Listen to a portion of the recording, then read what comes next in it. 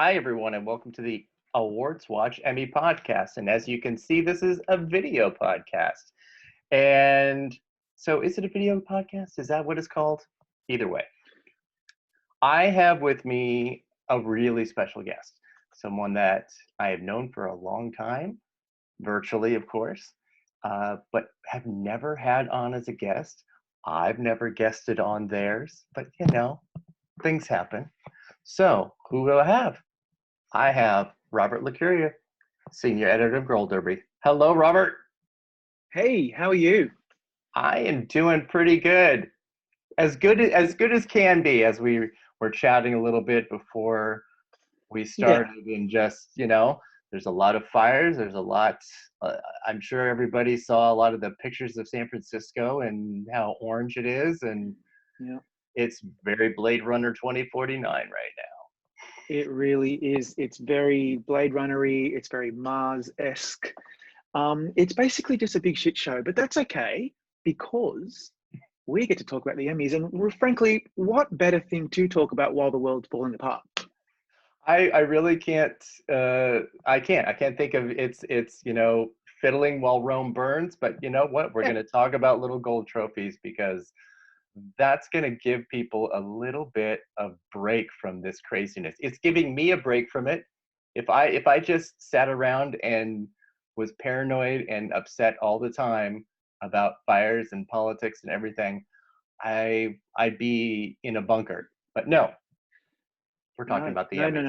no. We're not doing bunkers. We're doing Emmys. And I, by the way, am very excited to be guesting on your podcast for the very first time. I've been listening since I was just a young boy, and I'm very, very happy to be here all the way from cold but sunny Sydney.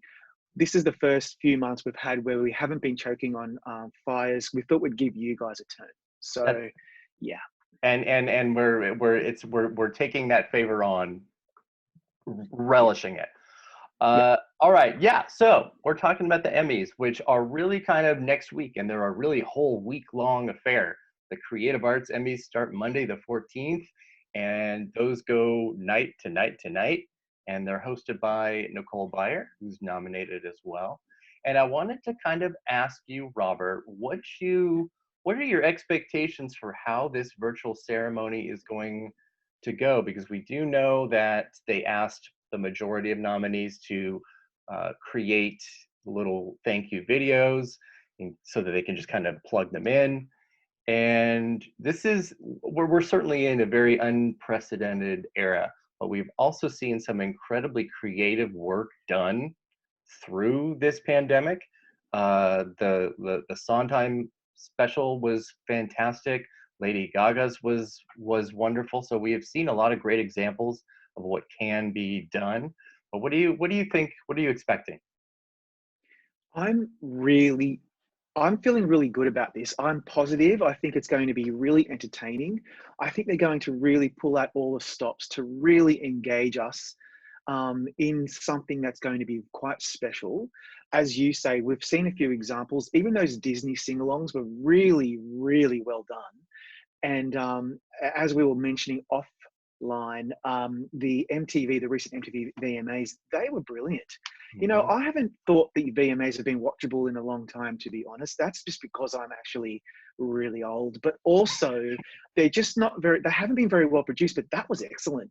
And I'm expecting however many ceremonies we have of the Shmemmys, I don't know why there are so many, but let's go with it. The more Emmys, the better, as far as I'm concerned. Mhm. Um, I think it's going to be really entertaining. We're going to be probably privy to more clips and kind of maybe some humor, and I think also some heart, because we are collectively all kind of suffering from various calamities, most particularly, obviously, the COVID-19 global pandemic. And I think this is a really great opportunity. I sound like a bit of a bleeding heart, but a really good opportunity for everyone to come together and kind of just really enjoy some really fun, interesting ways in which we can honor artistic achievement and just forget about all of our problems. And yeah, so because of that, I think we may even see more interesting ways in which award shows are produced, as opposed to the very kind of standard way that we've seen for decades. It's time to mix it up, and let's kind of embrace that, as opposed to thinking, what a bummer, we're not getting our usual award ceremonies. I completely agree. I think it's going to be a lot of fun as well, and something that is said a lot of times when things are stressful is, why does anybody want to watch an award show? Why do we want to see people celebrating themselves in Hollywood? And one of the things that has always kind of keeps coming back to me through this pandemic and how long that it's lasted is that generally when there is a lot of strife or worry or drama in the world, the thing that connects people and brings them together are the different types of entertainment, whether it's music or movies or theater or television. And these are all things that have been taken away. Well, some of these things have been taken away because of this. So to be able to have something that we can have fun with and celebrate and enjoy, I can't think of a better time for it, because there's just a lot of emotional suffering that's happening, and this is going to give us not just entertainment, but like you said, some heart. I think that there's going to be some real compassion and certainly some creativity with how it's presented. So I'm extremely enthusiastic and really hopeful. Yeah, I really am too. We didn't get the Olympics. There's a lot of things that have been kind of cancelled. Things like, I think there's a time and place for frivolity, and now more than ever, let's actually enjoy ourselves for once and not constantly be worried about, the shit show that we're seeing all over the news every day. Yeah, exactly. And with that, let's kind of get into what this year looks like at the Emmys, because I want to, we're just going to do this a little organically. It's not going to be, Robert, what is your predictions? It's, I just kind of want to talk about stuff. I want to talk about that. Yeah. The nominations this year have a record amount of Black nominees. That's almost 35% of the acting nominees are. But the thing that I want to kind of look into with that is, yes, that's a wonderful thing and it's a huge thing, but how many of those are going to translate into wins? Because when all is said and done and when the Emmys are finished, then we will do, the postmortem and the recap, and we'll see, okay, well, yes, there were 35% nominees, but what if only 3 or 4 win? And how is that different, or is it? So what are we looking at, kind of category to category of who will be able to triumph? I think obviously Regina King is pretty clearly a front runner. She's an Emmy favorite, unlike very few people right now. But can you imagine saying that 10 years ago? Like 10 years ago, you and I and others were saying, what's it going to take for Regina King to start winning awards? And now she just has to burp and they're ready to give her a trophy, which I totally welcome, because I think she's a complete goddess. In terms of people of color winning on Emmy night, not necessarily in the creative arts, because I think there's a whole bunch of different representation there. I think that we could see, like, the director from Watchmen, why am I blanking on his name? This Extraordinary Being, Stephen Williams. Oh, yes. He could be a winner. And I also think that we have a really good opportunity to maybe, and this can be a bit controversial because people won't agree with me, but I think Zendaya actually could be a really big spoiler in the drama actress category. Yeah, so we're going to talk about that later. Yes, I'm with you on that. Oh, good. Okay, oh, that's good, because I was expecting you to just laugh at me and say, this is cancelled, we're not doing this podcast anymore. That every year you have that 1 or 2 categories where you just think, if that winner wins, then my whole night is made. That's the one for me. And I'm also thinking that we could see someone like Yvonne Orji win in supporting comedy actress as well. So I think we're going to see a few African American winners. And when we talk about diversity, though, I would like to see other representation. It would be nice to see some LGBTQ winners. It'd be nice to see some Asian winners. It'd be really good to see a couple of Australian winners, to be honest. You guys do just fine. You get Oscars. You get to host the Oscars. You guys are fine. You're We're fine. good. We're good. But no, I'm with you. I would also like to see some Latinx nominees. Even let's start there, and Could we? and maybe get to talk about winners. But yeah, I'm with you on Zendaya because I was talking to Kevin Jacobson, which is a person that we basically share joint custody with. And I don't know. I'm supposed to get weekends and weekdays, but I don't know. We have to go back to court on that one. I think Anyway, so. keep going. We do need to go to court on that. And I love Kevin, and he did a lead actress piece, and I read it, and then I had to message him like, you're totally right, because I did a lead actress piece like the month before, and I also think Zendaya is the secret spoiler, because it's one of those things where the nomination is always going to be the hardest obstacle, but once you're there, you can do really well. I do think it's hilarious as fuck that she submitted the episode with all of the dicks and the One Direction animated fanfic. It was the best trolling that I have seen in anybody that does this. And we don't really know how much episode submissions matter so much anymore, but I thought it was epic and it was great. And I'm also with you on Yvonne Orji. I think the fact that she's in, and the fact that the show did so well with nominations, and Euphoria too, for that matter, that it's a different game and it's a different world than last year.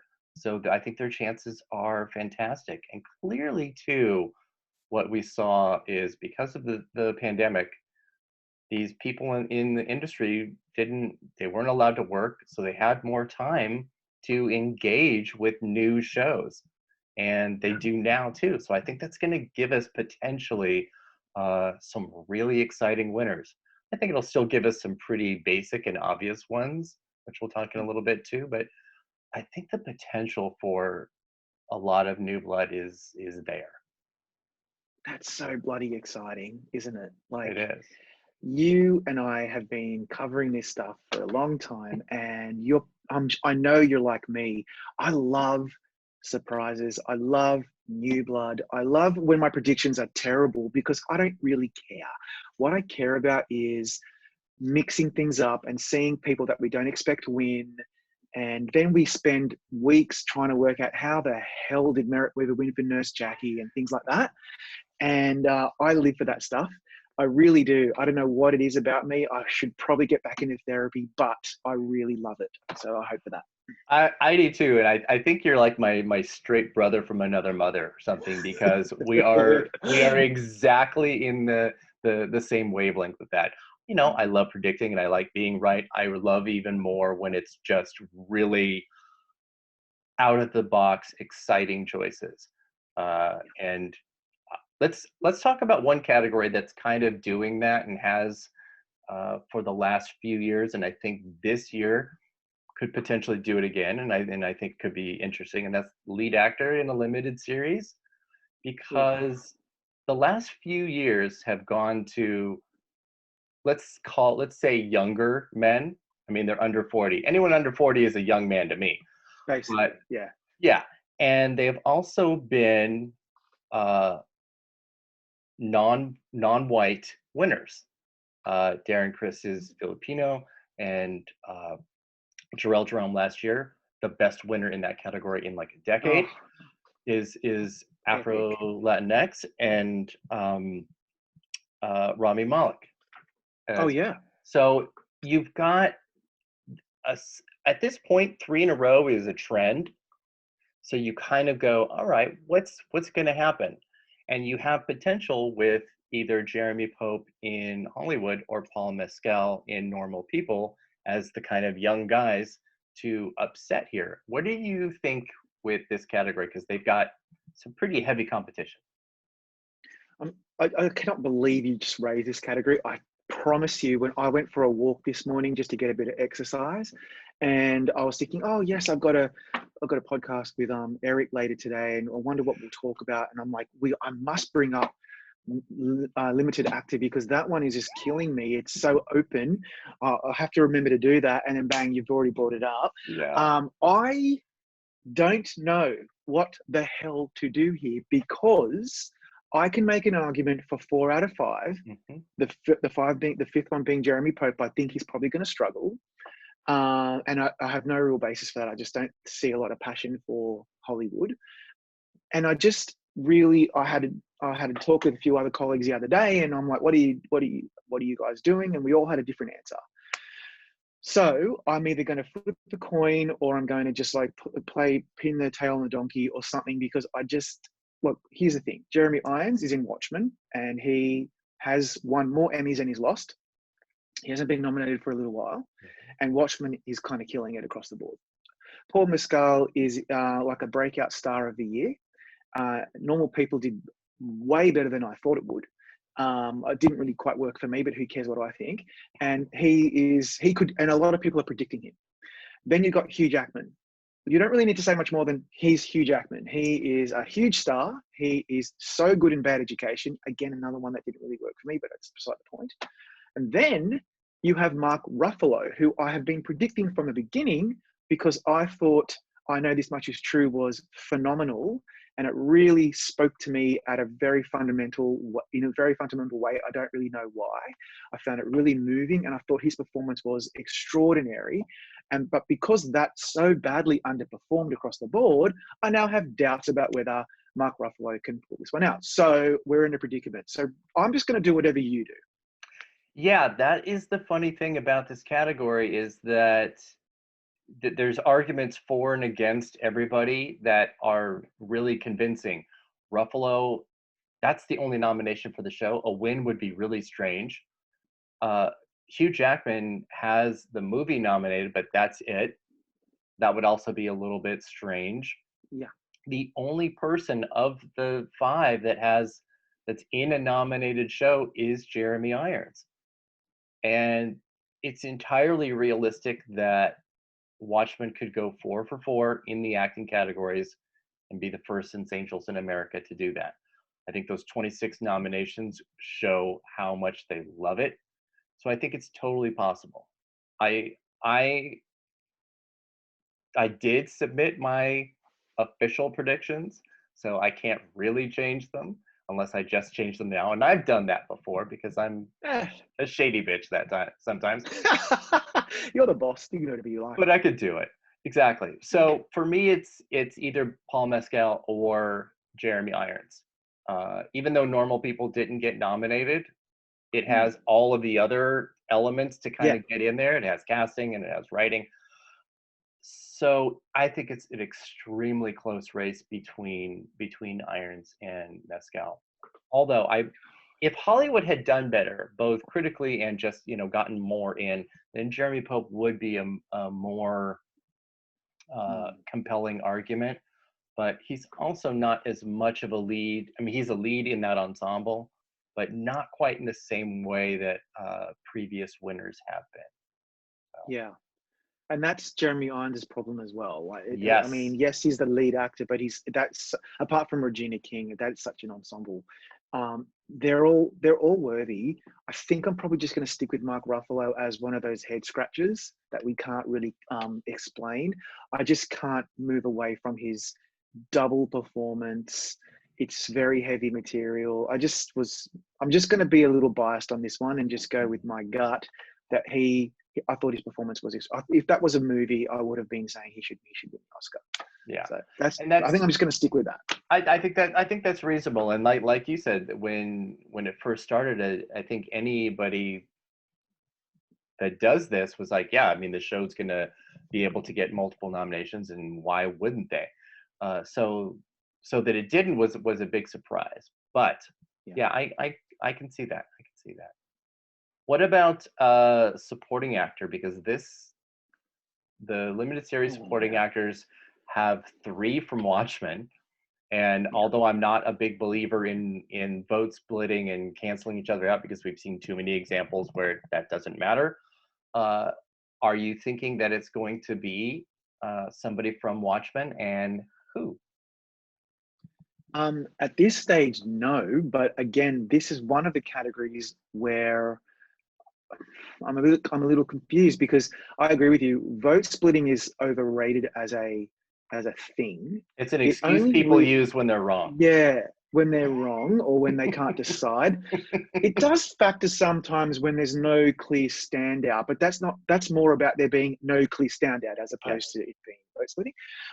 So the problem here is we've got vote splitting with Hollywood as well, if you want to make that a thing. So we've got to think about who stands out the most. And for me at the moment, even though this is not a personal opinion, but I just think Jim Parsons in Hollywood seems to really own that role and was memorable and probably was the MVP in some people's book. And so that's why I'm going for him. But if there was someone in Watchmen, I'm thinking like Yahya Abdul-Mateen II, because he had more to do. But then I can make an argument for Louis Gossett Jr. because he's a legend. Joe Benedepo is heartbreaking in his episode. Titus Burgess is overdue and so funny. Mm-hmm. And Dylan McDermott makes a great comeback in a great role that people really seem to respond to. So again, this one's giving me heartburn. The pills aren't helping. Tell me what to do. I think that's a good argument. I know a lot of people are predicting Jim Parsons. I get that. I can see it. I can see it. I hope not. Yeah. If I'm being honest, I hope not. Sorry, Jim. Sorry, Jim. And yeah. Love your work. Yes. It's not personal, but I do think that it's going to be I think it's going to be either Yai or Louis Gossett Jr. I do. I think they have the impact from that show.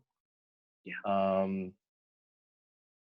Titus Burgess would be hilarious. He's been nominated every single time. So good. And he is really, really funny. Obviously, the only TV movie representative here, the only comedic representative here. And that would be a really fun win. That's the kind of win among this group that I'd be like, okay, I'm totally on board. I love it. Yeah.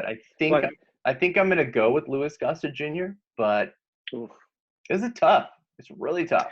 It's really Titus Burgess has given us so much. If nothing else, he will always be remembered for the Pinot Noir song, and which I sometimes sing when I've had too much to drink, and I'm totally cool with that. I love saying Yahya Abdul-Mateen II. I just think it's just a beautiful name that rolls off the tongue. So if for nothing else, I'd like to see either of those two. But Louis Gossett Jr. is in one of my favorite films of all time, Enemy Mine. And so I'd like that to happen as well. This one's a really tough one. This is where people are going to probably, this is going to help their prediction scores, because we're mostly going for Jim Parsons because it's like the consensus. But if someone picks someone really clever here, like you're doing for Louis Gossett Jr., and he actually wins, that's going to propel you up. So maybe I think you should stick with that, because it's a good gamble and it could actually pay off. Yeah, if I do enter my predictions on Gold Derby, that's going to be one of the 100 or 500. Oh yes, the double thingies. Yeah. I will amp that up, because it is like a tough category, but a really fun category.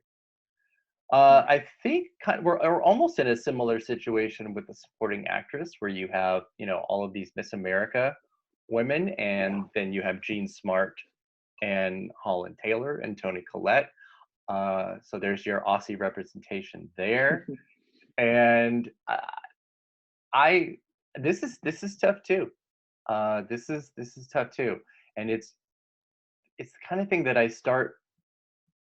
This is like what I was talking about at the top of the thing, where we have all of these fantastic, people of color nominated in the acting categories, but are we going to start defaulting to the white winners here? Is Jim Parsons going to beat all of the guys from Watchmen? Is Jean Smart going to beat Uzo Aduba? And just thinking about it like that starts making me a little crazy. But this is a tough category. People's submissions are really, really strong. I think there's a lot of possibility. I think I'm going to go with Jean Smart, but I don't know. I don't know. What do you think? Yeah, this one gives me nightmares because they're all really, really strong. So like this is how I see them all at the moment. You have the three Miss Americas: Margot Martindale, beloved, one for Justified, one for drinking a cup of coffee on the Americans. They love her, right? Again, she's one of those people that could just fart and she's nominated and maybe might win. Tracy Ullman, legend, so funny, love her. She's a chameleon.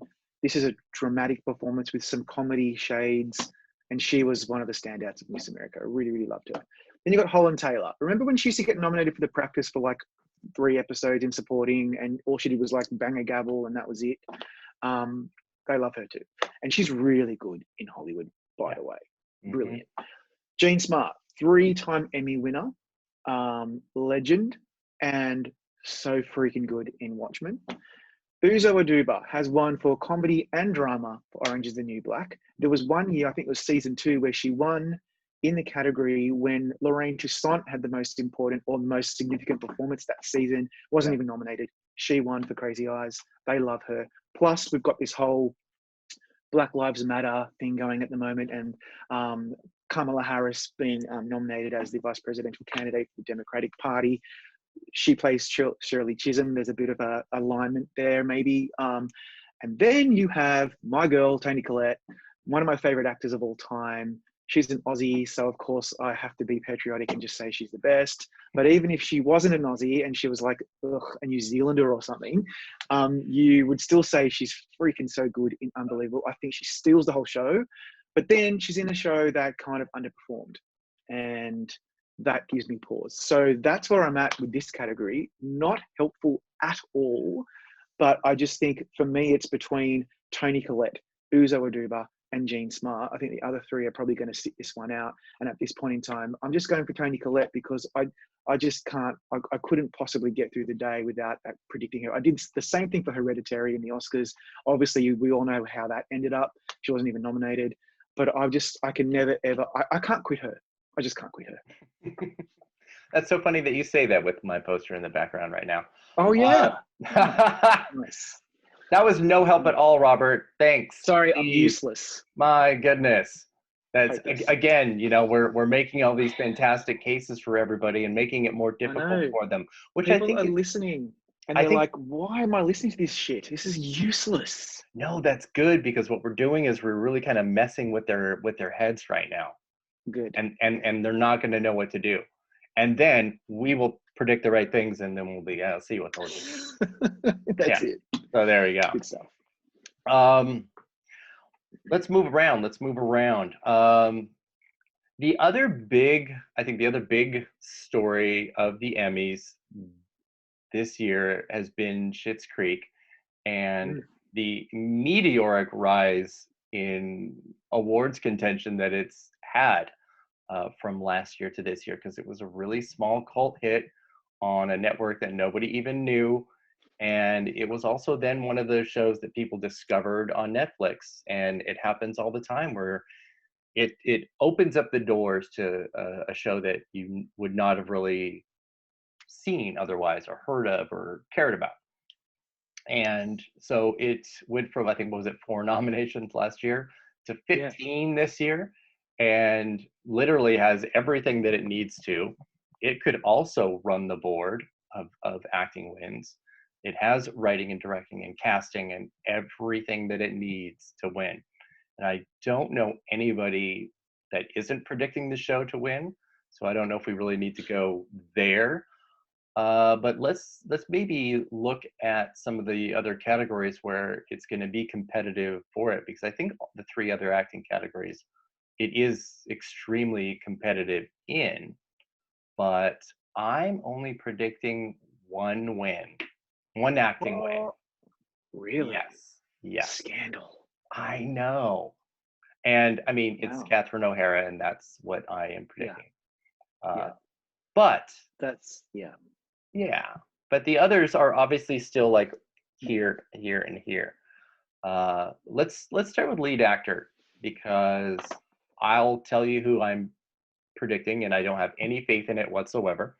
And it's Ted Danson. Really? It is. and Okay. it's sort of in the sense of like a bit of a comeback for him. He did get in last year, but this is, I mean, this is the last chance for this show, which has Mhm. kind of improved year to year as well. But the case for Eugene Levy or Rami Youssef are there, even obviously more with Eugene Levy.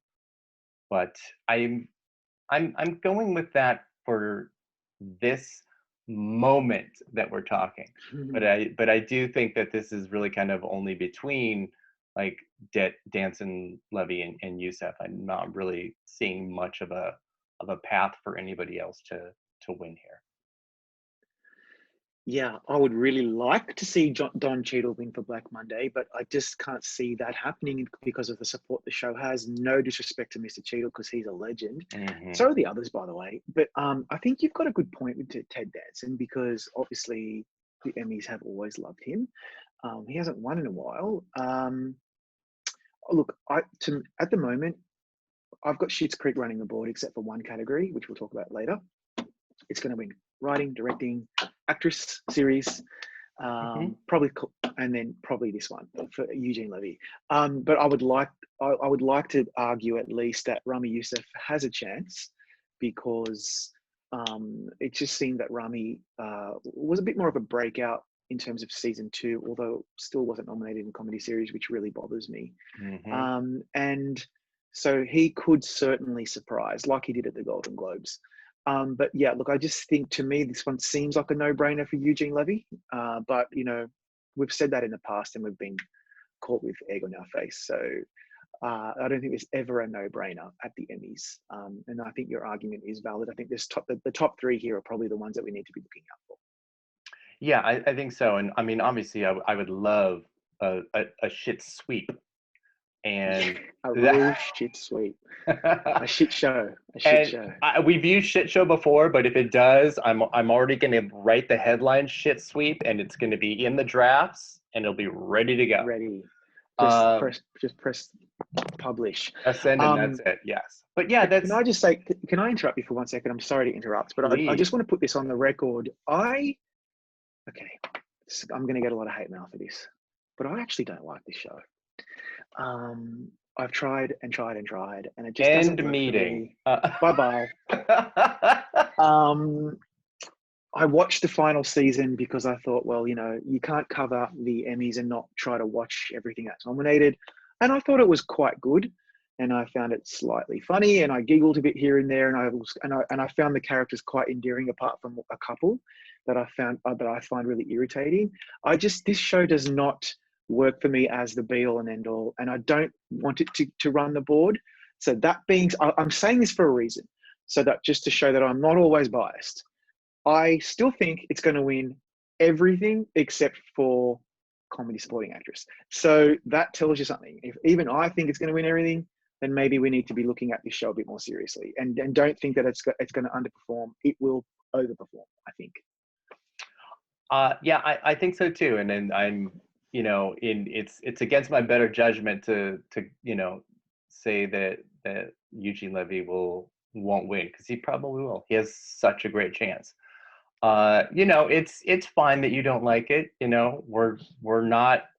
Some of us have our imperfections, Robert, and that's yours. And now there's no accounting for taste. Yeah, there isn't. You know, everyone's gonna know it. I'll probably put it right in the headline. So, noted Schitt's Creek hater. Yeah. But anyway, yeah. That's yeah. All right. Well, I know you just talked about one category. We'll get to that in just a second, because I want to do supporting actor, because this is a pretty fun category too. Yeah. So based on your comments, you think that Dan Levy's going to win. That's your pick? Yeah. Okay. I do. I think he's the standout of the whole show. He drives me insane, but in a good way. But again, this is a category that has 5 African American nominees. I think they're all American. Out of 8. Mm-hmm. And we may not see a winner coming out of that group. So again, which, you know, goes right back to what we were talking about earlier, and just how weird it's going to be if the default winners end up being white in these like categories with lots of black nominees. Can I just mention one thing, by the way, Eric? Because as a foreigner, this is something that is slightly unusual to me, because I don't. Of course, I understand what this argument is, but it doesn't have this. It doesn't ring as true to me as it probably does to you because you're there. But I don't necessarily think it matters whether what color your skin is in terms of who wins what. But I get that we are looking at this as something important and interesting and valid, given what's been going on in the States over however many years, and whether you believe systemic racism is true or not. And of course it is.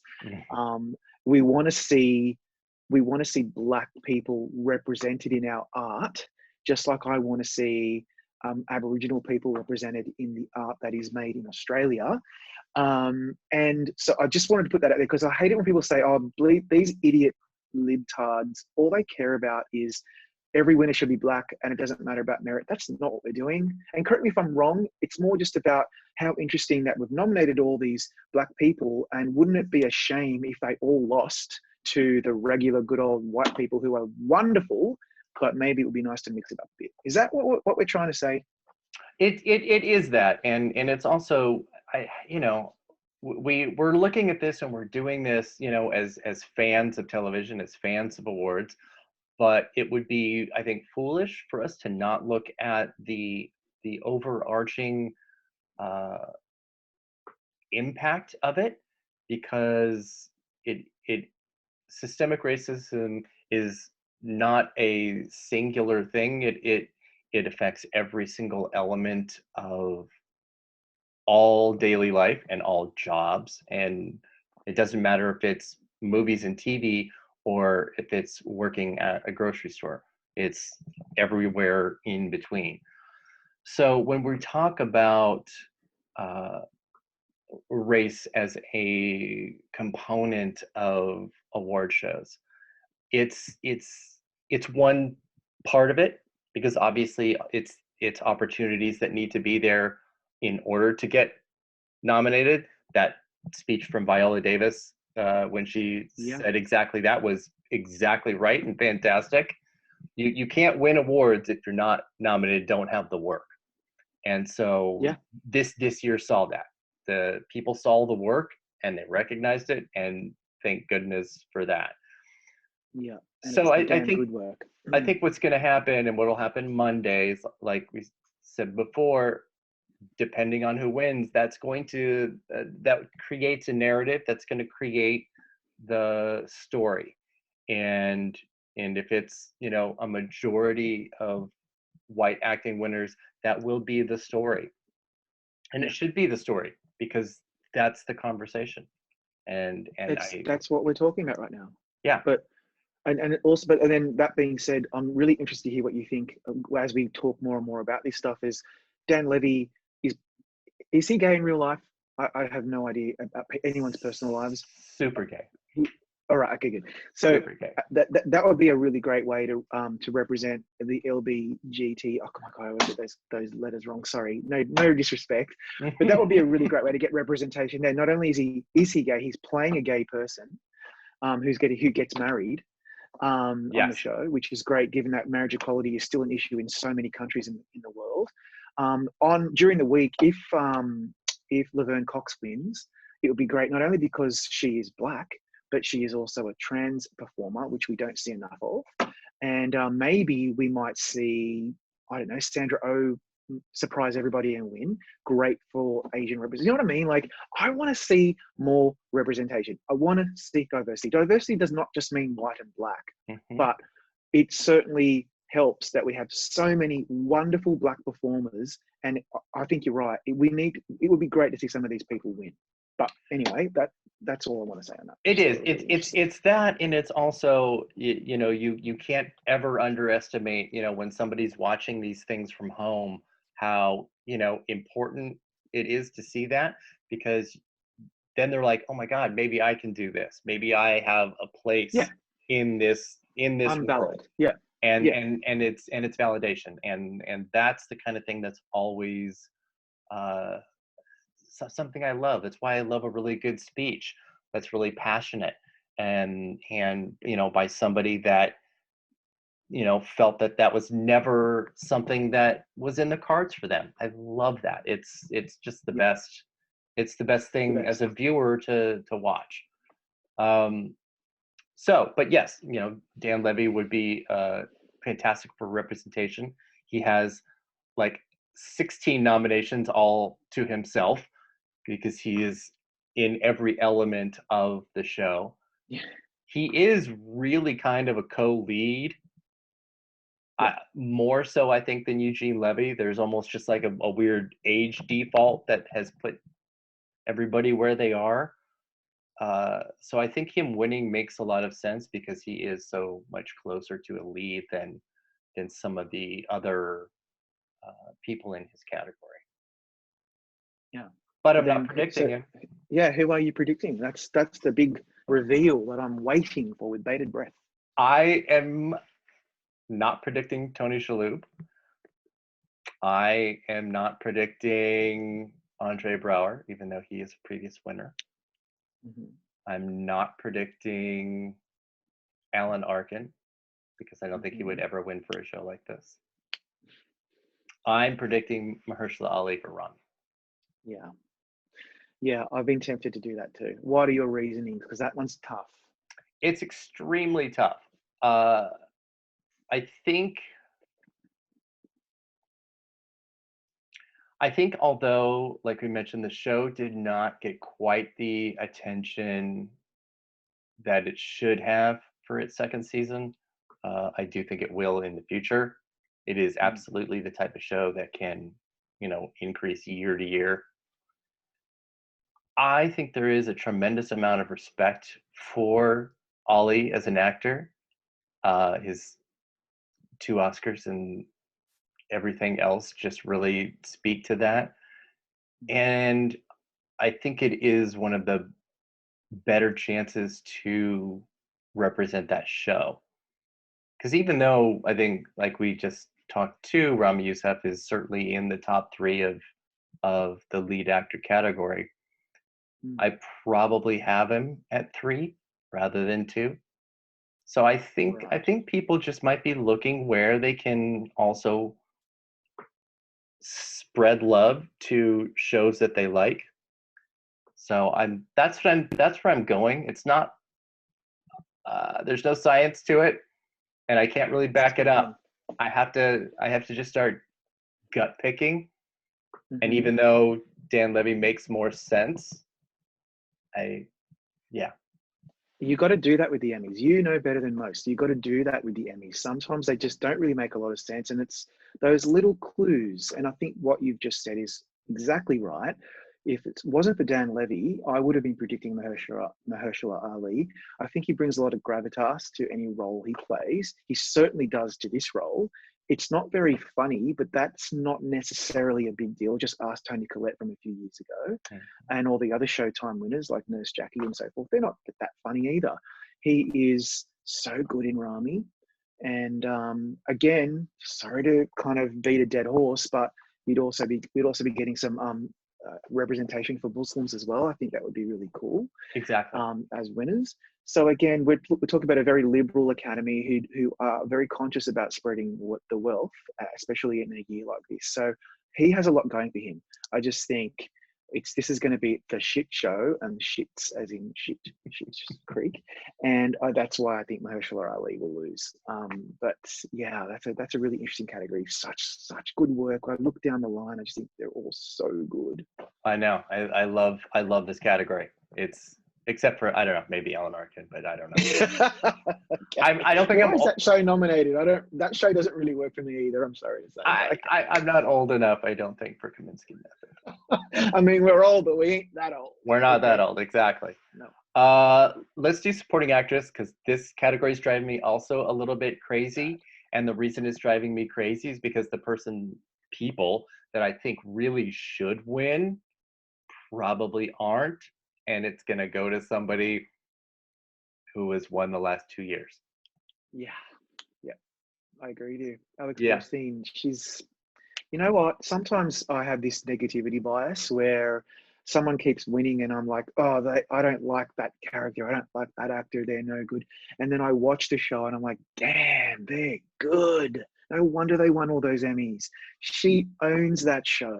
Alex Borstein is so funny and she's just on point. So if she wins again, congratulations. Make another joke about your hoo-ha or your boobs or something, because I'm here for it. I'm ready for that. But if she doesn't win, this is what I want to hear from you. What are you thinking as the spoiler here? Because there's a lot to choose from. I think there's only three potentials, and I do think Alex Borstein is going to win. She'll be the first since Doris Roberts to win 3 in a row. And it is something that happens a lot in this category of extreme repeat winners. It happens a lot. And you're right, she is absolutely hilarious. She is the funniest person on the show, I think. I think the thing that keeps me from wanting her to win, though, is that there is year to year not a whole lot of growth and change in her character. So you're kind of just seeing the same beats over and over again, and she's great at those. But, it's like going and watching a stand-up show. You kind of know what you're going to get, and you know what you want. So it keeps coming. Yeah.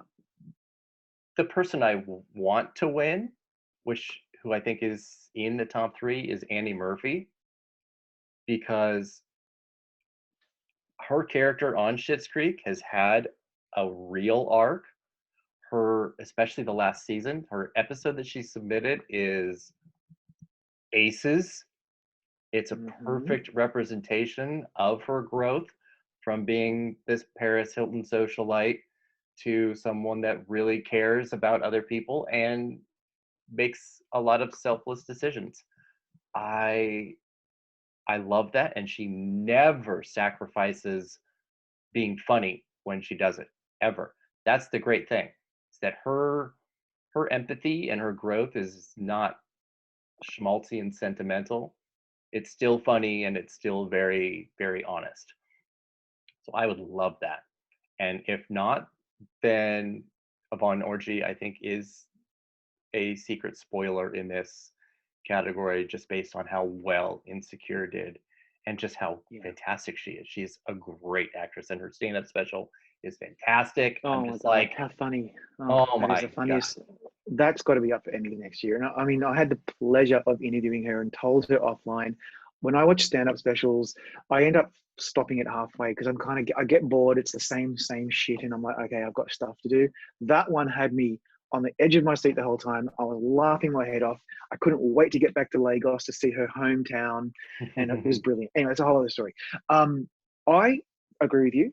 I think Annie Murphy is a real surprise packet for me because I always kind of dismissed her as she wasn't one of the main 3. And I just found her to be a bit boring and vanilla. Well, hell was I wrong. Particularly this last season that I watched in detail and found her to be endearing, funny. She's gorgeous. She's just really, really good. And so if she wins, I'm not going to be surprised. And a lot of people are predicting her. I have a soft spot for Yvonne Orji. I think she was phenomenal in Insecure season 4. The episode she submits it's funny, it's sad, it's heartfelt. It's all about the relationship breakdown between her and Issa Rae, this character, and then she's got other episodes where, like, there's an episode where they go to Mexico and it's all about her.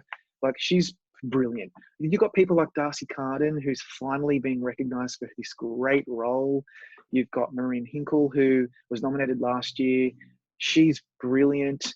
Betty Gilpin must be feeling really good about herself because Glow is overlooked, but she's still always included. So that's a real, like, seal of approval from the Academy about her. And then, of course, you have the 2 Saturday Night Live ladies. And Kate McKinnon, we all know, is a legend, but Cecily Strong, she has always been so underrated. Mate, she does the best Judge Jeanine Pirro ever. And in fact, she's better than Judge Jeanine Pirro as Judge Jeanine Pirro. I would love to see her win. So again, what a great list of women. Like, I'm beside myself. I am too, and it's driving me crazy that this is an 8 nominee category, and I would like any of them because they're all just so good. I Yeah. I really would actually like Cicely Strong to win. I think she submitted an episode where she's Judge Janine and Tulsi Gabbard, I think. Oh yes. Uh, and I mean, this has been long overdue. This nomination is really long overdue. Yeah. But part of me feels like it's like a Leslie Jones or an A.D. Bryant, where it's like it kind of finally happened, but so I don't have a whole lot of faith in a win, although I would love it. But yeah, it's a really good category. It's driving me crazy. Yeah. It's killing me. Yeah. All right. Let's get out of comedy. Let's move to drama because Oof, this is where it's all at now. The drama stuff. Oh my god. there is. I know we're kind of a lot of us are like very deep into Succession. I have, Kevin and Amanda Spears on my team here, and I'm dropping those drama predictions. I'll say tomorrow here, but it will really be today. And they're interesting. Okay, I'm intrigued because mine are quite boring, but I want to hear more. Well, I am going kind of heavy on Succession in a lot of things like casting, dramatic score, writing, series. But it's the acting categories that really kind of I'm a little thrown on, except for like I think Cherry Jones will probably win for guest actress. But I mean, the show has 9 acting nominations. How can I look at that and go, well, it has to get some of these right, doesn't it? Yeah. I don't know. I have some crazy arguments for why it's not going to win a lot of acting categories. Really? Yes. So I'm breathless, and I hope it's not COVID-19. But I'm really interested because I think they're going to win everything. So, like all 4? Well, 3, and then like drama actress, no, obviously. But I think the 2 supporting drama actor in series, yes. I've got Succession running the board, directing and writing as well. I just think it's going to be a Succession night. Oh my God. I could be wrong, but that's wild. And I've just got to give this shout out, just to give another shout out to Riley Chow, who writes for Gold Derby, wrote this really interesting article about how Ozark and Succession are kind of like neck and neck in a lot of ways. And we all think they're kind of equal, but Ozark's actually done much better than Succession across the board, especially below the line where it needs to, where Succession hasn't. And Succession only seems like it's done so well because the actors just went completely bonkers for it. Yeah. And if you subtract the acting nominations, you'll see that Ozark is stronger than we think. And so that's what's given me a lot of pause. I think Ozark could do better than we expect. And that's going to be zero explanation for why I'm then going for Zendaya. But let's just put that aside for a second, and let's start with what you're going to be doing, because I think I'm very interested to hear what you have to say, because I still have time to change my predictions. So I read that from Riley as well, and I get it. I understand it. The thing that gives me some pause about it is that whether it's the Oscars or the Emmys, acting branches are going to be the largest group of people. Yeah. And even though Ozark did better below the line, it missed 2 really easy supporting acting categories. I mean, I don't know anybody that is doing this in our peers that didn't think Tom Pelphrey was going to win. He was just like, that's it. Here is your winner. Yeah. Period. Before anything else. And like, if you had a catch-all category for all 4 acting categories in one, I still would have said Tom Pelphrey was going to win. Yeah. Okay. Absolutely. How on earth did he not get the nomination? I still don't know. Oh, that's a head scratcher.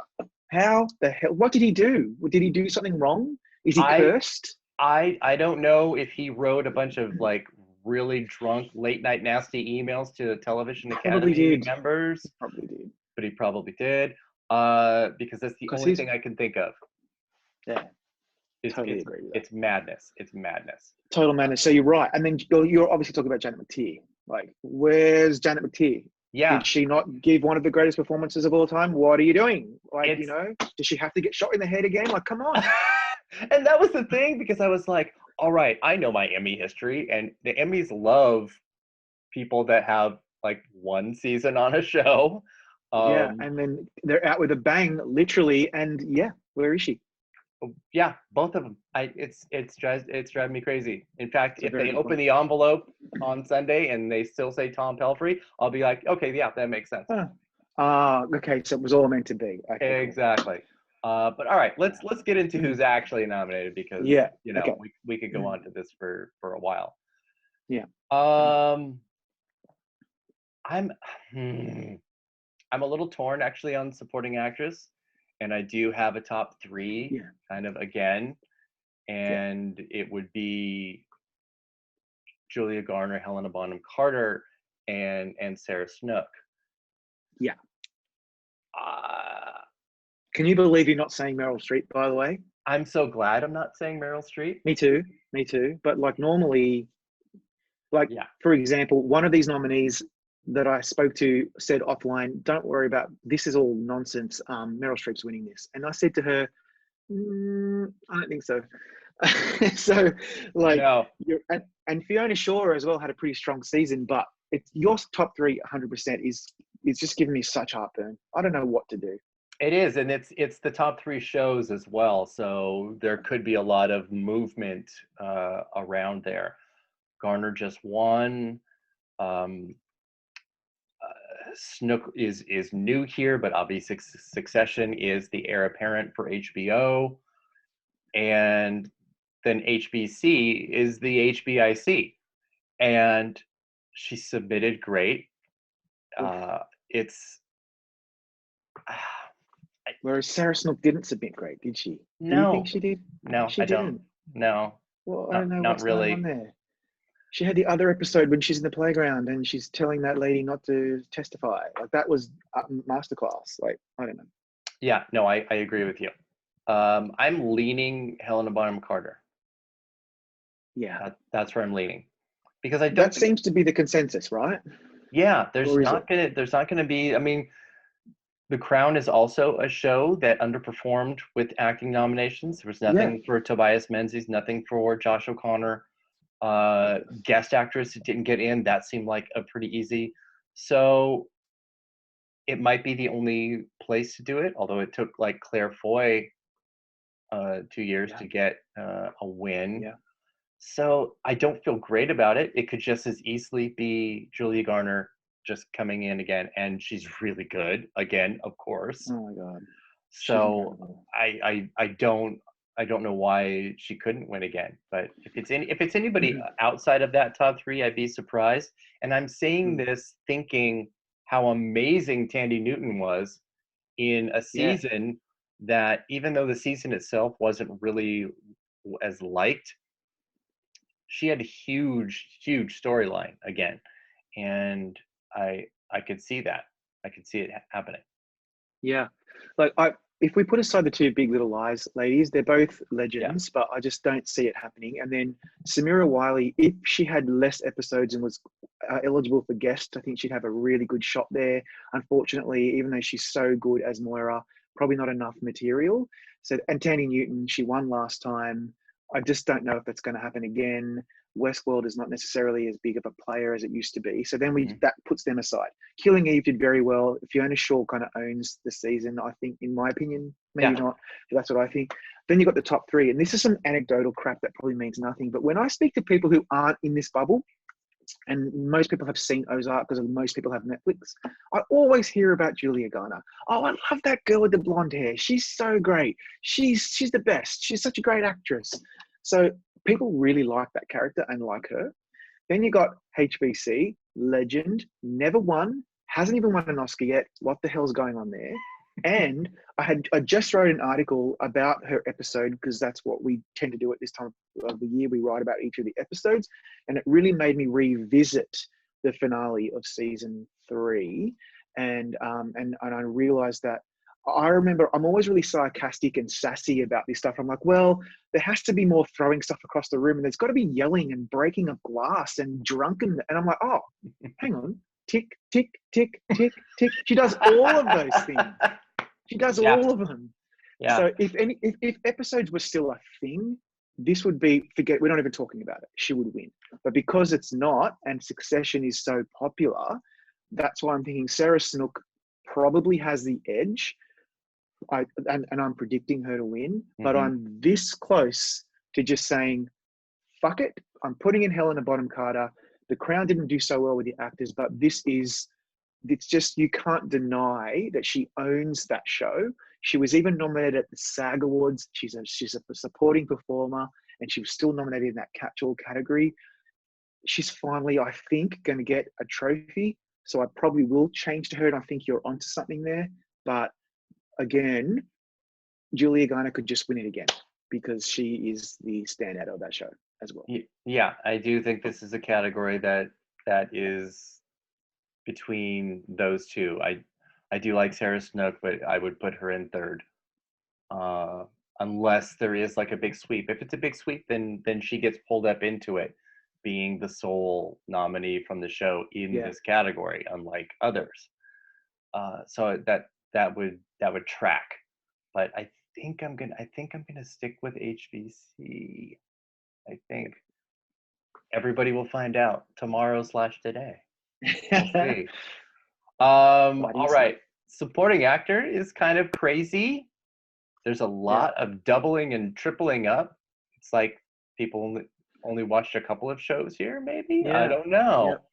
I mean, again, Succession went from no acting nominations to 9. 3 of them are in this category. Unbelievable. It's crazy. It's awesome, but it's crazy.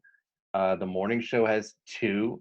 But this is an example of like a pretty clear, here is the one, and here is the other one. It's the Sam Rockwell and the Woody Harrelson. Unfortunately for Mark Duplass, because he's wonderful. But yes. And then we've got Bradley Whitford, who just won here in guest last year for the same season, really. Doing even better work this season. Like I have no words for how much I loved his performance in The Handmaid's Tale. Yeah, he's fantastic and consistent. You've got Giancarlo Esposito, the only one that managed to stay alive from Better Call Saul in the craziness that happened with that show this Emmy season. We just complained about Tom Pelphrey, but hello. Yeah. Better Call Saul acting. What's going on there? What does Rhea Seehorn have to do? What are you people smoking? I don't get it. Yeah, I don't get it either. It's this, I mean, of all years with 8 nominees, you have to actively go, no. Don't like her. Yeah. Which is crazy, because she's super nice, and so why would you do that? Exactly. Anyway, Giancarlo Esposito mentioned he also has that guest nomination from The Mandalorian, that hugely overperforming show. So this is a person that is loved. Jeffrey Wright, previous winner, nominated before for Westworld. A significant part. I don't think he's in the running here, really. And the 3 boys from Succession. This is crazy. The only one that had any attention before this was Kieran Culkin with that Globe nomination. But I wonder, of these 3, if it's actually not Matthew McFadden that is ahead. I kind of feel like he is. Really? I don't think he's going to win. I have somebody else winning. But if I'm looking at just the Succession guys, I think I might lean to McFadden. Wow. I know a lot of people are predicting him, and I know this because I've been speaking to a lot of my colleagues, and a lot of them are going with him. Nicholas Braun is great as well, but I think if you're going to look at Succession, it's McFadden or Kieran Culkin. I'm going for Kieran Culkin. I thought he was phenomenal as usual, and I think the storyline with him and J. Smith Cameron was just so well done. And I Speaking think of somebody that also deserved a yeah, nomination. again another one that just hurts me. But there's three of them in there. I know that splitting isn't an issue, but we did say where there's no real clear-cut favorite out of a show, it does hurt, because if you love Succession, you'll be voting all over the shop for people that you like, and everyone's different. Like, I really love Kieran Culkin's character. My best buddy likes Nicholas Braun, and my wife really likes Matthew McFadden. So, like, what do you do? Yeah. So I think we're all headed to, even though I'm predicting Kieran Culkin, in my second place, I have who I assume you're going for, and that is Billy Crudup. And may I just also say, before you tell us why, because I think I agree with what you're going to say, because I kind of have a feeling what you're going to say. But the morning show, I really didn't like it when I first started watching it, and I gave up on it after 2 episodes, and I just said, this is rubbish. And then I thought, you know what, I'm going to give it another chance. That was about 2 months ago, and I smashed it in one weekend. And by the end of it, I was like, this is phenomenal. I love that show. I can't wait for it to return. And I think Billy Crudup is fucking brilliant. So this category hurts my brain too. Yes, I am going for Billy Crudup. I think he kind of exists in the exact place that an actor on this show needs to exist, because there's a lot of awful people and there's a lot of very good and good-natured people. Reese Witherspoon is this plucky do-gooder, Yeah. and Jennifer Aniston has very bendable morals, and Steve Carell is pretty corrupt. And then you have Billy Crudup, who is this kind of puppet master between them all, that's managing all of their personalities and their dramas, as well as trying to forge a place for himself at the higher levels of the network. And I just think he has the character to win, that gets to kind of traverse everything. He's a little bit of everything for everybody on the show, which I think is fascinating. It's an extremely level-headed performance.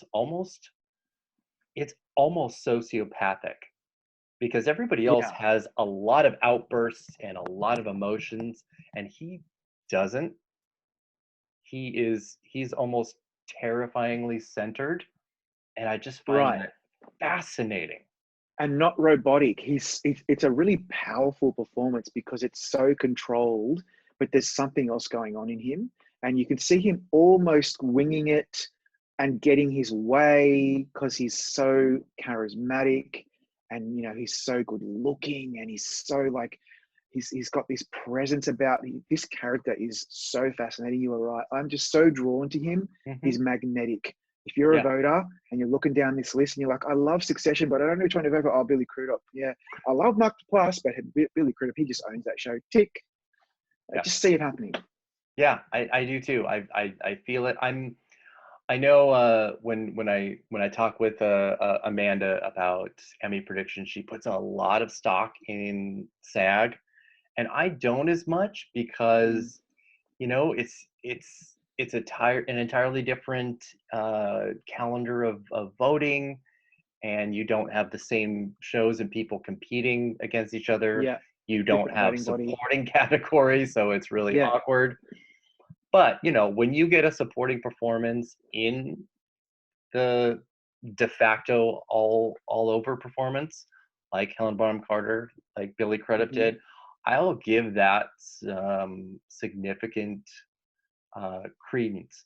And again, unlike Succession, it's a pretty clear choice to pick Billy Crudup.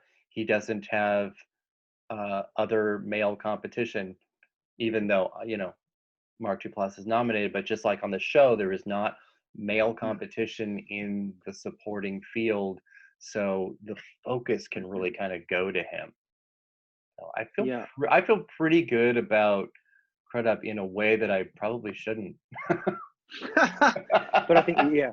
And you know what? Just speaking of that, I think Toni Collette was also nominated at the SAGs, and she's a supporting performance. I could be wrong, but I think she was. And that's also that's a very good argument. I think that's something, as a Emmyologist or whatever we want to call ourselves, that's Yeah. the science of this stuff. That part of this is stats, part of this is like previous history, and part of this is gut feeling, and also like impact and episodes. So there's a whole bunch of spices that you need to put in this mix for it to kind of percolate. Wow, Yes. that's really good. Really good analogy, Rob. I must be hungry. I was just gonna say, you must be hungry. Yeah, when am I not? And yeah, so I think that's a really good point. So I'd love to see him win, but at the moment I'm going with Kira Colton because I just want to get. I want to be able to say I'm doing Succession across the board, and I just want to see where I land. No, I love that. I love that. Are we thinking in lead actress that Laura Linney has this, or are we just? Is that a dangerous thing to be like super No, secure in that?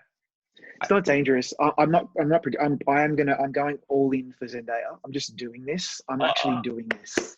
I'm doing it. I love it. I want it to happen, and I'm going to will it to happen. And I have a similar feeling to how I felt about Claire Foy. Okay, they're completely different in terms of their trajectory to the Emmys, but yeah, people seem to be excited about this nomination. She is an up and coming star. She owns the show. I loved Euphoria. It's like it's in my top 5 of the whole year of every genre. That's my top 5. Euphoria really moved me to tears. Loved it so much. Even the Dick episode. No kidding. And of course, the whole thing was brilliant. But Laura Linney, man, she likes winning those Emmys. Like, she's got lots of Emmys.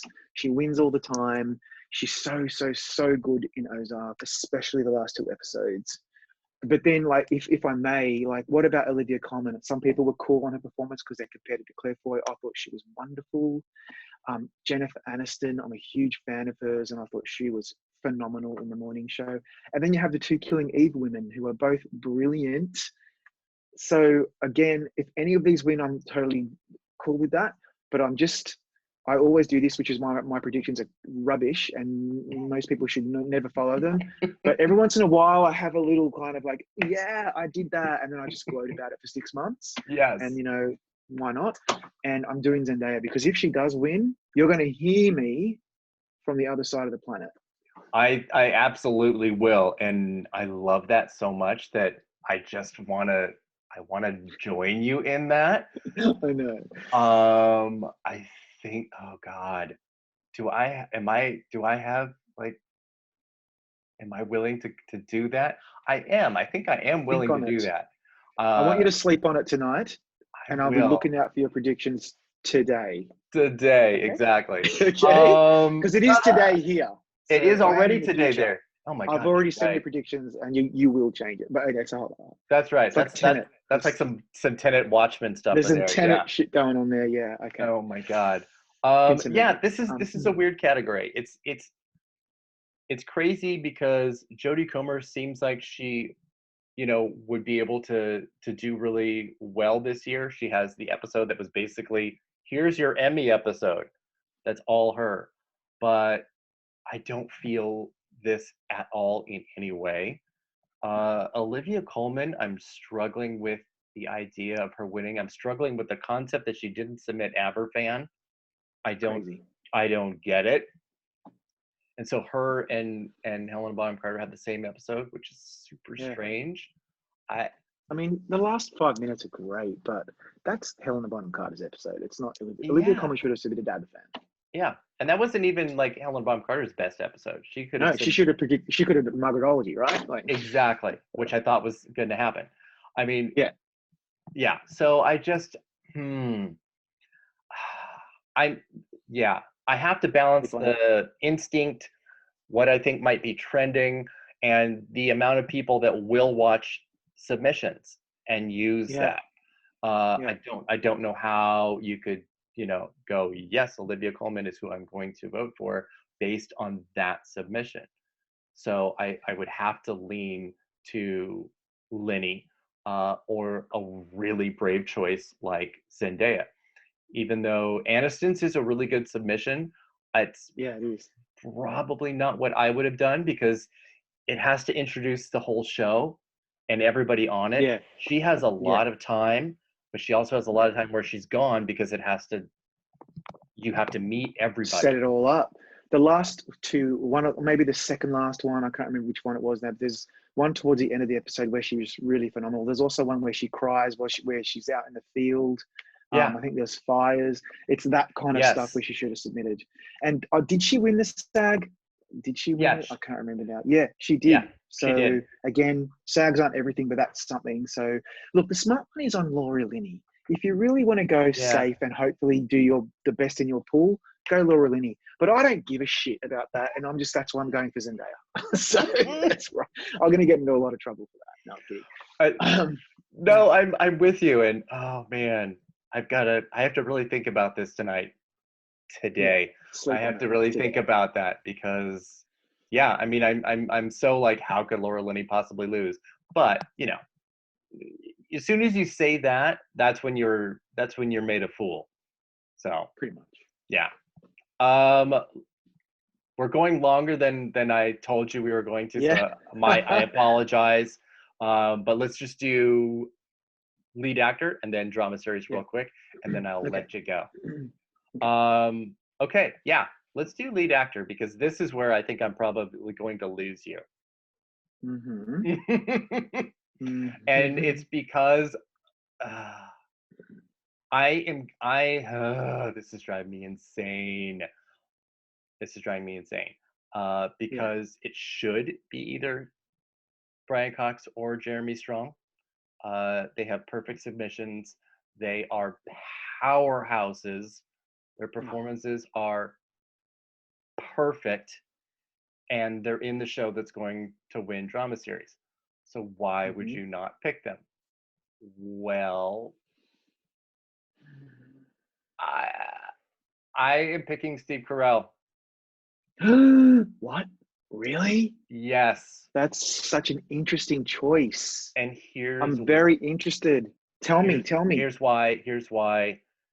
Uh, the majority of my life of doing any predicting at all was so heavily stat based that I didn't really let my like personal preferences take up too much real estate in my predictions. I was like, if you have this and this and this, you're going to win. And 20 years ago, that was a much easier thing to do. There were fewer, precursors and all that, and you could Yeah. rely on statistics a little bit better. Mhm. That's not the case so much anymore, and you really do have to include so many other elements, social, political, uh, trends, and I mean, so many things, except for this category. Because this category, for 9 years in a row, the only time somebody has won is for their first season or their last season. And Wow. it's now at a point at 9 years that something is going on, something strange is going on for this to be, it's way past a trend. It's 9 years in a row. It's crazy. That's insane. So in doing like the nomination predictions, we were looking like who could possibly even fit that bill, because we don't have shows leaving uh, that have a good chance, and who from a new show could possibly get in. And the closest we were kind of getting to that was like Tobias Menzies, even though it's not the first season of The Crown, it's his first season. It's like, okay, Yeah. I can see that if The Crown becomes a big powerhouse. Mm-hmm. And in the back of, I think, a lot of our minds, but a back burner of it, it was like, okay, if the morning show does well and Steve Carell gets in, maybe. But a lot of people didn't predict him, and I did not predict Steve Carell. No, I didn't either. Um, but he's there. He's the only person of that Yeah. whole lineup that fits that trend. he's also a huge multi-nominated actor who's never won. Never won. It's his first bid in drama. He has all of these things going in his favor when I break it down like that, even though the Emmys are not sympathetic. They will let people go on like Yeah. Angela Lansbury and never win. Hugh Laurie, yeah. I can't overlook all of these little components together and not see that as a possibility. It's still it would be still a strange win with this group, Mm-hmm. but it's overpowering me. I can't I'm compelled. You have to do it. I think your argument there is very compelling. I think, I mean, I have him in sixth, but I had not considered those arguments at all. And I thought he was really, really, really good in the morning show, particularly towards the end. And I just love everything about Steve Carell. So if that happens, I hope you stick with this. And I hope if it happens, then I expect you to be so irritating and just gloat like an absolute bastard. Do it, okay? Promise me. I'll tag you in like every tweet too. Make sure you do.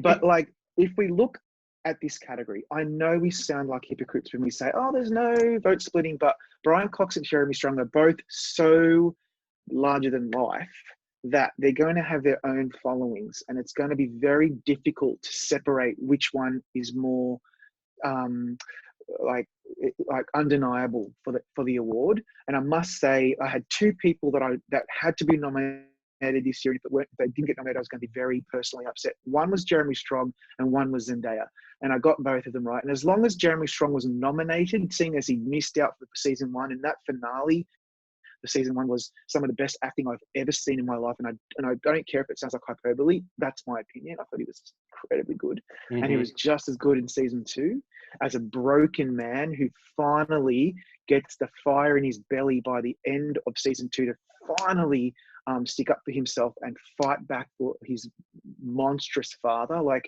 I don't know about you, but we all have a lot of that crap going on in our own personal lives. So I thought that was really interesting. Then you got Jason Bateman, who is so great in Ozark. He's already won for directing. He's also nominated in guest for The Outsider, a show that really underperformed, unfortunately. And Sterling K. Brown. I remember throughout the season with This Is Us that I was tweeting about Sterling K. Brown, about how impressed I was with his beautiful and moving, profound performance in that show. And then, of course, Billy Porter, who is better in season two of Pose than he was in season one. In fact, where the hell is Pose? Season two of Pose was so great. It was so moving. Perfect. Yeah. Where are the nominations for that? Why? I want to see Dominic Jackson in there. I want to see India Moore, MJ Rodriguez. But anyway, we have Billy Porter, and he's not even being talked about anymore. So this category is a killer. You're sticking with Steve Carell. I'm going with Brian Cox because to me, that's insane that I'm not going with Jeremy Strong. But I just think Brian Cox probably has a little bit more gravitas. That's the only reason why I'm going for him.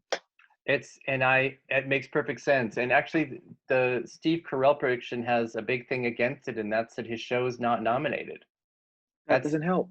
The only time that's happened in this big grouping of the 9 years was Jeff Daniels when he won for The Newsroom.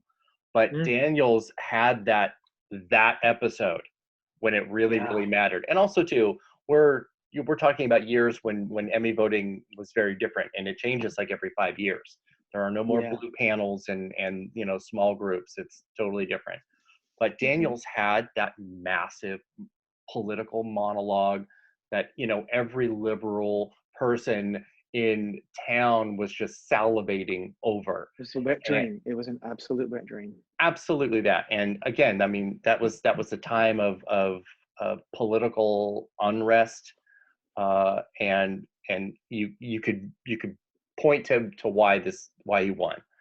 And I don't think that Carell has that with this character so much, even though it wanted to tie itself to Me Too, and it really kind of rewrote the show to go there. It's not quite the same. So he has against him, things that put Brian Cox and Jeremy Strong in a much better position. But like you said, and I think you're right, they're going to have blocks that like each of them for the reasons that they like. Um, and Cox is a previous winner. He's not, brand new, but I I would probably lean Jeremy Strong. I think he's a little more sympathetic. Not that that has to Yeah. be a factor No, in but it awards. helps. You don't have to be a sympathetic person, No. but I could see it. I Hmm. could see it. I'd love to see that. I'm so impressed by his talent, Jeremy Strong. Yeah, I just would love to see that happen, but I'm feeling a little skeptical. So that's why I'll just go with the safer one of the two, because again, I'm going all in for pretty much my favorite show on TV. Hmm. And damned if you do and damned if you don't. So I'm just going to stick with my guns. All And right. if I go down in flames, at least it'll be interesting. Yes. Well, I mean, we're already in flames all over the place anyway, so why not? Exactly. Let's just do it. Exactly. Um, I love Oh, I'm kind of thinking now how fun it would be if Jeremy Strong and Yahya Mateen both won, and then they're both in Chicago 7 together in October, and yes. that would be just kind of fun and cool. All right, That's well yeah. let's finish with drama series so that I can Okay. let you off the hook. Okay. And I don't think we're different in thinking that Succession is the winner here. Yeah. I I think I'm very comfortable with that one. I am too. I don't yeah, there's nothing that's even really close. No. Ozark is, but it's really not yet. I No. think it could in one of its, next two broken seasons. It's Yeah. the final two seasons. I hate that they're doing that, but whatever. Me too. I don't need a 7 episode season of a show. I just don't. It's so irritating. Especially But something that you can binge. But anyway. yeah, it is what it is. What do you think? I think you're right. I think Ozark. I mean, your argument about Tom Pelphrey and Janet McTeer is problematic for Ozark. Yeah. So that's an issue. So because we're talking about what could upset here, right? The Crown still got 13 nominations, I think, but it underperformed with the actors. Handmaid's Tale seems like yesterday's news. Killing Eve, Better Call Saul never wins. Stranger Things, below the line only. Mandalorian, big surprise. I love that show. I watched the Mm-hmm. whole thing twice. Love it, love it, love it. But that's not going to win. So really, then we're stuck with Succession. Not stuck with. We're blessed with Yeah. Succession. Right. And it is now the flagship for HBO. It is their show now that Game of Thrones is finally out of the picture. Thank God. So we get this. We get. I mean, and that's also why it got 9 nominations. It filled the hole that Game of Thrones left. That's right. And I can't really make an argument for anything other than Succession. Even Ozark. I mean, if Ozark were to win, I'd be happy because I love the show. But it would be like, okay, so what else are you winning writing or directing? I don't think so. Maybe. But then, Jason Bateman won last year, and we all True. had the same reaction that he did in the audience, which was, I mean, really one of the greatest of all time. So good. Yeah. Yeah. But, So I think it's pretty clear that Succession will probably win this. It seems like the safe bet. And if it doesn't, then it looks like Ozark, because even though I think The Crown is astonishingly good, I just don't think season 3 will be remembered as its best. And so really, this one is a great mix of shows. Succession's going to take it out. yeah. And look, we're going to say this, and then Mandalorian's going to win, and we're going to be like, Oh, what's happening? What are we doing what the here? hell happened? I'll be happy, but geez, we look like complete Exactly. morons. But Yeah, exactly. Yeah. All right. Well, Robert, this has really been an absolute treat because I've wanted to do this for so long. I mean, we've known each other in, I know. the internet sphere for The so bubble, yeah, many years. years, A decade. So, decade. yeah. I know. So I implore all of your listeners, watchers, and readers to write to you often and remind you to have Rob Licuria on more often, because I have secretly been begging Eric to do this for such a long time. And he's just been writing to me saying, and you are, and I'm like, remember me, little old me. And he finally got me on here. And I think this has been pretty fun. And I expect you all to be tweeting at us regularly to telling us how wonderful this podcast was. I hope so too. And I do believe that's exactly what will happen. But yes, all right, Robert, please tell everybody that doesn't already know where they can find you. Yeah, so I'm on Gold Derby. I am at Robert Licuria on Twitter and Instagram and TikTok and Facebook and Weibo and every other social media platform on the earth because I'm a bit of a whore. But yeah, that's where you can find me. Perfect. And of course, I am at awards_watch on Twitter and awards watch everywhere else, awardswatch.com. And yeah, I cannot wait to have you back, whether it's Emmys or if we're just going to talk about like wine and fires. I don't care. Could we? It could be anything. Good. Awesome. Thanks so much, Robert. Thank you. All right. Bye. Bye.